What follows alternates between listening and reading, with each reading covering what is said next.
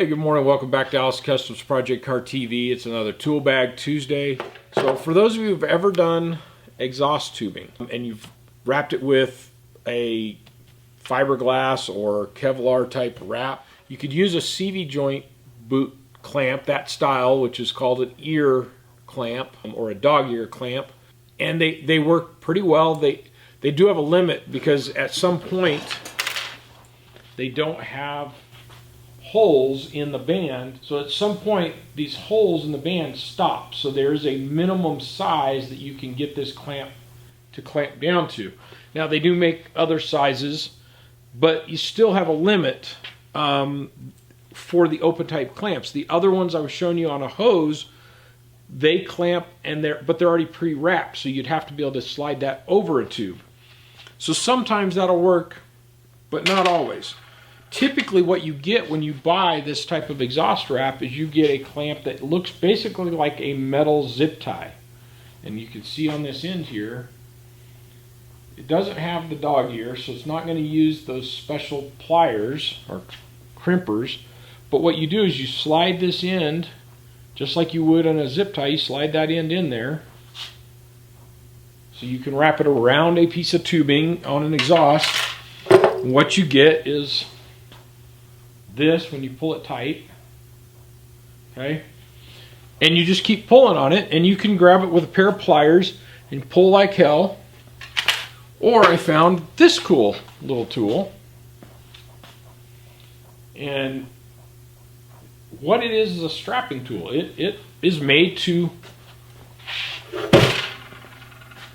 pull this stuff tight and lock it down. So let's go over to the vise real quick. Okay, so let's say you had a header pipe or some other thing that you were wrapping with your header pipe wrap, right? So then you would take that clamp, you would thread it through the deal just like a zip tie, and then you pull on that, and you're trying to hold that good and tight. And just play along with me here, because what this is intended to do is you thread, after you've done your initial loop, you thread the rest of the tail all the way through this tool, and when you put this on there, instead of trying to pull on that with a pair of pliers, you're going to use this end to wrap this tail up, and it's just going to keep pulling it in, and I'm going to keep it up here at the top. And it pulls that in for you nice and tight until the end of the tie, if you will, the part that's got the little ratcheting piece in there or whatever it does, like a zip tie does, to hold it in place. Pulls it tight for you, and then you can turn this end. Say if you were doing this on headers or exhaust, you may not want that much tail left on there.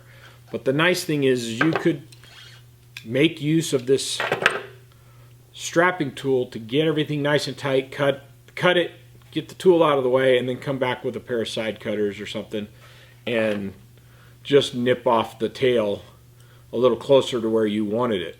That would just kind of be personal preference on how much of that tail you want to leave hanging off. Leaving that much off might work out better so that you could then, you know, tuck it under on itself or something, because I don't want to be changing the spark plugs later and end up cutting my hand or something. So what I would do is come back with a pair of needle nose pliers and tuck that tail under and crimp it back on itself like that, so that, you know, it's no longer a sharp jagged end. But that's just personal preference. Anyway, so thought I'd show you these. There'll be a link to them in the description. One of the kits that I bought included this strapping tool and a pair of the dog ear crimper pliers. So you'll see that one in the link for both. They will work great for these exhaust clamps that you see most of the time with this header wrap. And as you can see, I go through a lot of those. So there you go, strapping clamp, strapping plier, I don't know what you call this. Strapping tool. So there you go. Strapping tool for the clamps. How much you'll use it, I can't swear. Like I said, it came as part of a kit. And once I got to looking at it, I was like, oh, it's a pretty cool tool. I can see some use for it, but I haven't done a set of headers since I've had the tool. So we'll see if I really do find a lot of use for it later. And anyway, I want to thank you for watching. Please like and subscribe, hit the bell for notifications, all that other YouTube stuff. And we'll see you again next time on Tool Bag.